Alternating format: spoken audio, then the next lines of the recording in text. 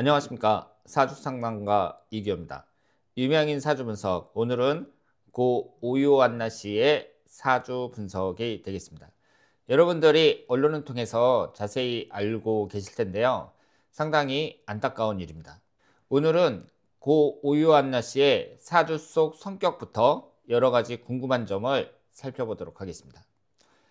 오요한나 씨가 병자년, 임진월, 정유일 이런 3주를 갖고 있는데요. 사주를 분석할 때에는 일간을 중심으로 분석을 한다고 말씀을 드렸습니다. 이분이 정유일주입니다. 그러면 일간이 화기운이니까 일단 남자를 나타내는 것은 수기운이고요. 그리고 돈을 나타내는 것은 금기운인데 여기에서 중요한 것은 이 목기운이 인복을 상징합니다. 인복이라는 것은 내가 얼마나 좋은 사람들을 만나느냐, 이런 걸 나타낸다고 볼 수 있겠죠. 그리고 이 관성운이라는 것은 남자도 나타내지만 이것이 너무 많을 때, 관성운이 즉 수기운이 너무 강하게 들어올 때에는 나를 압박하는 그런 부정적인 역할을 한다고 말씀을 드릴 수 있겠습니다. 오요한나 씨의 성격을 보면은요, 성격이 우선 다정다감하면서 인간적이고 부드럽다고 말씀을 드릴 수 있습니다. 이 정화일간을 갖고 있는 사람들이요, 정화라는 게 밤하늘의 달빛, 은은한 달빛, 혹은 밤의 촛불, 혹은 모닥불, 이런 걸 나타내거든요. 그러니까 사람이 좀 모나지 않고 따뜻한 마음을 갖고 있는 경우가 많이 있고, 중요한 것은 이 오요한나 씨가 합이 많습니다. 정의만목, 진유합금, 신자진 반합, 이런 합을 갖고 있는데요. 일단 천간에 보시면 여러 가지 합이 있는데 여기 정의만목이라고 나와 있잖아요. 오요한나 씨가 이 천간에 정의만목을 갖고 있습니다. 이 합이라는 것은 사주에서 중요한 이론인데 이 합이 많은 사람들을 보면 대체적으로 다정다감하다, 이렇게 볼 수 있습니다. 그리고 지지에 보면 이 진유합을 갖고 있어요. 천간에는 정의합, 지지에는 진유합, 이런 합을 갖고 있는데 또 신자진 삼합이라는 게 있거든요. 이 삼합 중에서 두 개만 있어도 반합이 성립이 된다고 말씀을 드릴 수 있습니다.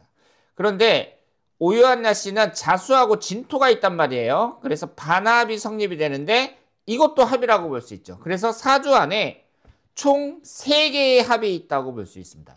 보통 사람들은 하나도 없는데 3개나 있다는 것은 아주 뚜렷한 특징이라고 볼 수 있고, 다시 말씀드리지만 사람이 좋다, 다정다감하다, 이렇게 말씀을 드릴 수 있겠습니다.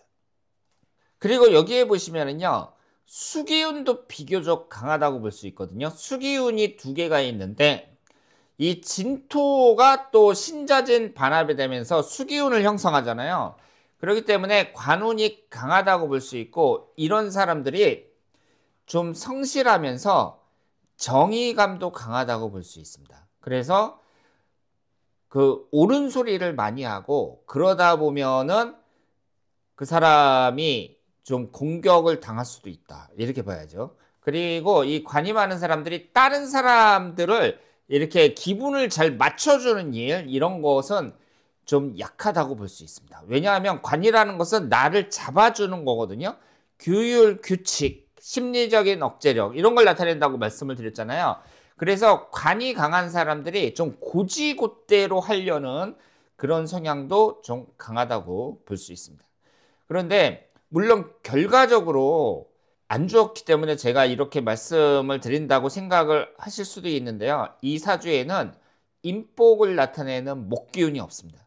그 얘기는 오요한나 씨가 대체적으로 인복이 없다, 이렇게 말씀을 드릴 수 있겠습니다. 인복이 없다는 것은 내가 사회에서 여러 사람들을 만날 때 좋은 사람보다는 그렇지 못한 사람들을 만날 가능성이 높다, 이렇게 봐야죠.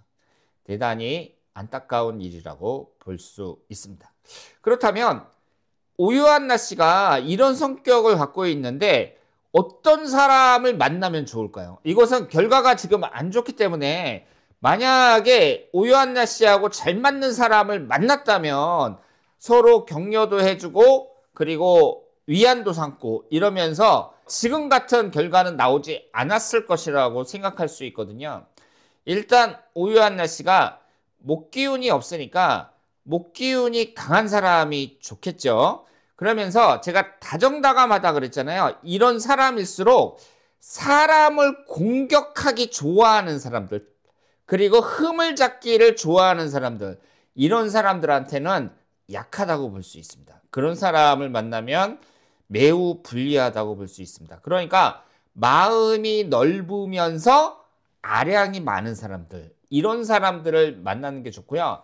대개 인성운이 강한 사람들, 사주 용어로 인성운이 강한 사람들하고 오유한나 씨처럼 합이 많은 사람들, 이런 사람들이 좋다고 볼 수 있죠. 반대되는 사람들은 뭐 충이 많다거나 오행이 지나치게 치중되어 있는 사람들, 이런 사람들은 좀 불리하다고 말씀을 드릴 수 있겠습니다. 그렇다면 이번에 그 기상캐스터가, MBC 기상캐스터가 오유한나 씨 말고 여자분만 봤을 때에는 5명이 있는데요. 이분들과의 궁합을 한번 보도록 하겠습니다.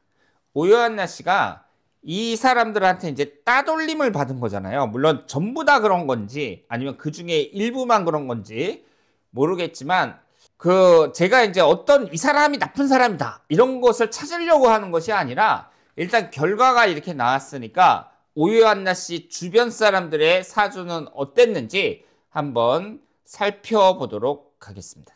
지금 여기에 보시면은요, 제가 구체적으로 이분들의 뭐 이름이라든가 사진이라든가 이런 것을 명시하지 않았어요. 그냥 동료 1부터 5까지 이렇게 나와 있는데, 이 5분의 사주를 봤을 때에는요, 일단은 이 동료 3에 해당하는 분, 이분은 충이 너무 많습니다. 이쪽으로 일신충, 이쪽으로 사해충, 사해충.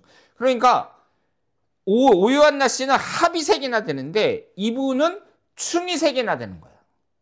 그런 점에서 성격을 맞추기가 쉽지 않은 사람이다, 이렇게 볼 수 있습니다. 그리고 이 신사일주를 갖고 있는 사람들이 좀 깐깐한 경우가 많다고 볼 수 있습니다. 그리고 오유한나 씨가 이제 작년에 이런 극단적인 선택을 했는데, 그때는 지금 이 동료에게도 결코 좋은 운이라고 볼 수는 없거든요. 근데 이분의 대운을 봤을 때는 이 무인대운의 끝자락에 해당이 되거든요. 근데 이 무인대운도 인사해, 형살이 형성이 되면서 결코 좋은 대운이라고 볼 수가 없습니다. 제가 목기운이 강한 분들이 좋다고 했는데요. 지금 목기운이 이분도 강하고 동료 4도 강하고, 그리고 이분도 이제 일지에 묘목을 깔고 있는데, 중요한 건 뭐냐면 같은 목기운이라도 이 오유한나 씨가 지지에 유금을 갖고 있잖아요. 그렇기 때문에 묘목이 들어올 때는 묘유충이 된다는 거죠. 지지끼리 충할 때는 좋은 궁합으로 볼 수가 없거든요. 그런 점에서 동료 1이나 동료 4도 목기운이 강하긴 하지만 좋은 궁합이라고 보기는 어렵습니다. 그리고 동료 4 같은 경우는 오행이 2개로만 되어 있거든요. 3주에 목기운하고 토기운으로만 되어 있단 말이에요.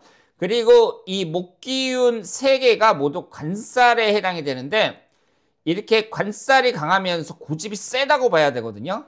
이런 분들도 좀 쉽지 않다고 말씀을 드릴 수 있겠습니다. 다른 사람을 이렇게 잘 지적하는 스타일이라고 볼 수 있습니다.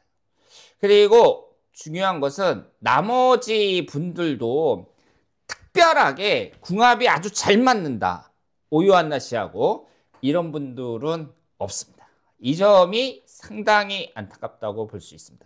만약에 이 중에 한 분이라도 이 오유한나 씨하고 좀 잘 통하고, 그리고 서로 대화도 많이 나누면서 친한 사람이 있었다면 결과는 이 정도까지는 되지 않았을 거라고 생각을 하거든요. 그런데 사주로 봤을 때 특별히 좋은 궁합이라고 볼 만한 그런 사주는 없다고 말씀을 드릴 수 있겠습니다. 자, 그러면 오늘은 고 오유한나 씨의 사주 분석이었습니다. 대단히 감사합니다.